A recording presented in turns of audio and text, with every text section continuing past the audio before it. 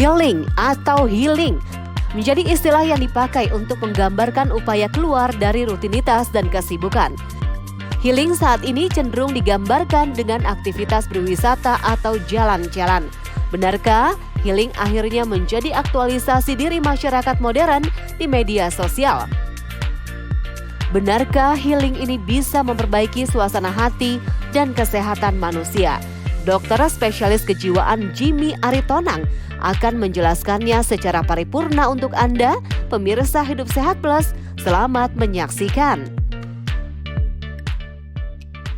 Self-healing adalah suatu proses penyembuhan dari dilakukan sendiri ataupun dengan bantuan profesional untuk menyembuhkan atau menghilangkan trauma ataupun luka batin yang dialami oleh seseorang. Istilah healing itu sekarang lagi booming seperti itu. Nah, healing itu sendiri adalah suatu proses di mana orang itu pingin adanya suatu penyembuhan terhadap dirinya sendiri. Nah, beda dengan self-healing. Self-healing artinya adalah suatu proses di mana dia ingin menyembuhkan dirinya sendiri dari proses luka batin yang dialami oleh seseorang. Healing merupakan sebuah proses berdamai dengan masalah, bukan lari dari masalah, yaitu metode penyembuhan diri saat mengalami permasalahan emosional. Lantas siapa saja yang membutuhkan self-healing ya? Self-healing pasti dibutuhkan semua manusia, karena kita semua manusia pasti punya beban, punya masalah, punya tekanan dalam mental kita. Orang-orang yang memerlukan ataupun ciri-ciri orang yang membutuhkan self-healing adalah biasanya orang-orang yang mempunyai luka batin atau mempunyai trauma ataupun konflik di masa lalu. Pertama, ciri-cirinya adalah biasanya orangnya lebih sensitif dari biasanya. Jadi orang-orang yang mengalami perubahan perasaan di mana dia sangat sensitif dengan keadaannya. Yang contoh misalnya tiba-tiba menangis padahal biasa aja kejadian keadaan yang dialami seorang. Yang kedua adalah adanya perubahan emosi. Jadi perubahan emosi. Dan yang ketiga bisa juga mengalami namanya perubahan dalam sosial. Misalnya menarik diri, jadi lebih senang menyendiri dibandingkan bersosialisasi dengan teman-temannya. Yang keempat adalah terganggunya produktivitas seseorang ataupun produktivitasnya sehari-hari itu terjadi pengurangan. Misalnya malas bekerja, mulai sering telat bekerja. Dan yang terakhir adalah adanya gangguan-gangguan fisik yang dialami seseorang. Misalnya adalah gangguan tidur, gangguan emah, ataupun gangguan nyeri yang tidak jelas dari mana di mana titik nyerinya dan lain-lain. Itu bisa terjadi pada seseorang yang memang mengalami gangguan trauma ataupun luka batin di masa lalunya. Itulah yang membutuhkan namanya self-healing tadi. Self-healing saat ini digunakan oleh sebagian orang sebagai obat untuk menenangkan mental. Beragam cara pun dilakukan, salah satunya dengan pergi liburan. Lantas apakah pergi berlibur merupakan salah satu teknik self-healing yang tepat? Teknik self-healing yang tepat itu masing-masing individu berbeda-beda. Ada berbagai cara orang bagaimana menghilangkan atau mengurangi kepenatannya, kelelahan mentalnya dengan cara bisa dengan menonton, bisa dengan cara liburan, banyak cara, masing-masing individu beda-beda. Tetapi pada dasarnya intinya adalah apabila seseorang mempunyai suatu luka batin ataupun konflik ataupun trauma di masa lalu, 3 hal yang penting, teknik yang paling baik untuk bisa menyembuhkan atau melupakan ataupun menghilangkan trauma tadi. Yang pertama adalah dengan cara forgiveness ataupun memaafkan siapapun itu, keadaan apapun yang masa lalu itu yang membuat seseorang tersebut terluka ataupun tersakiti.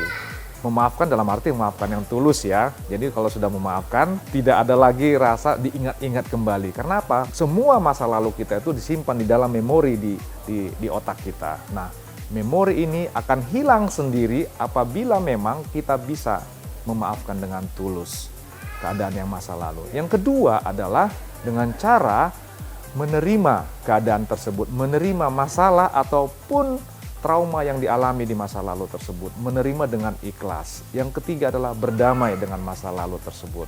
Nah, kalau 3 hal ini dilakukan oleh seseorang, maka saya yakin bahwa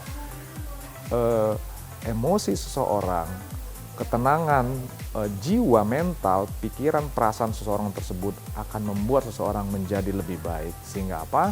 Memori tersebut perlahan-lahan akan hilang sendiri di dalam otak seseorang tersebut. Itulah 3 hal tersebut ini sangat penting sekali dilakukan untuk menghilangkan atau mengurangi trauma seseorang.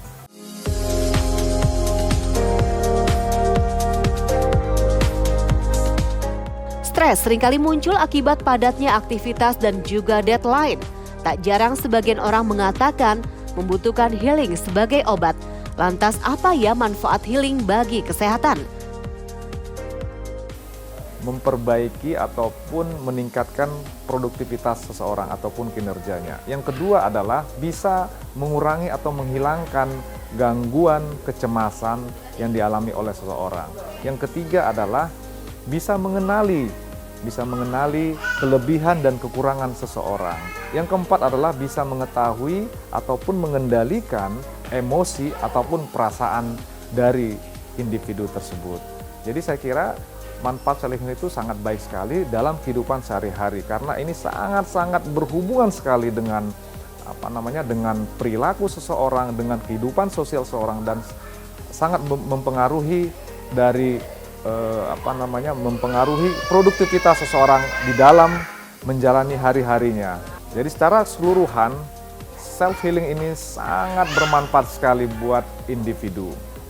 Sangat baik sekali. Pertama adalah untuk produktivitas seseorang. Yang kedua adalah untuk sosial dalam kehidupan sosial seseorang sehingga seseorang tersebut mampu untuk bersosial dengan baik dengan lingkungannya. Yang ketiga adalah seseorang tersebut bisa mengenali dirinya sendiri, baik itu kelebihan dan kekurangannya. Yang keempat, bisa mengurangi atau menghilangkan kecemasan yang dialami oleh seseorang. Yang kelima, membuat seseorang tersebut mampu menjalani hidupnya sehari-hari dengan baik, baik itu dalam bekerja, baik itu dalam bersosialisasi, maupun dalam kesehatan fisik maupun mental.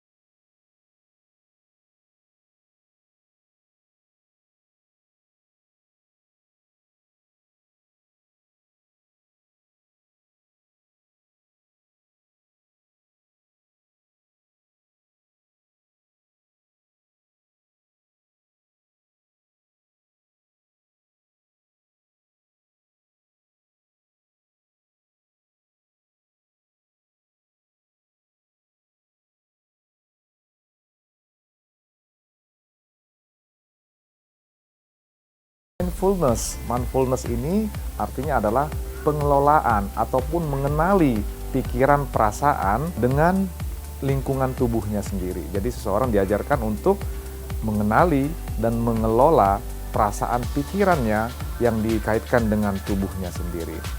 Yang keempat adalah dengan cara memaafkan diri sendiri. Yang kelima adalah dengan cara mengambil hikmah dari pengalaman masa lalu tersebut. Nah, inilah hal-hal yang bisa dilakukan seseorang untuk bagaimana supaya self-healing tadi terjadi dengan baik. Nah, tetapi apabila seseorang sudah melakukan self-healing tersebut tapi tidak juga mengurangi ataupun menghilangkan beban yang dirasakan ataupun keluhan-keluhan yang dirasakan tetap aja terjadi, misalnya adanya gangguan mental yang dialami, misalnya gangguan tidur, gangguan kecemasan, ataupun depresi, ataupun emosional yang labil, Anda jangan ragu, Anda jangan bimbang untuk menghubungi ataupun konsultasi dengan psikolog ataupun psikiater Anda. Saya Dr. Jimmy Aritonang, spesialis kedokteran jiwa untuk Hidup Sehat Plus.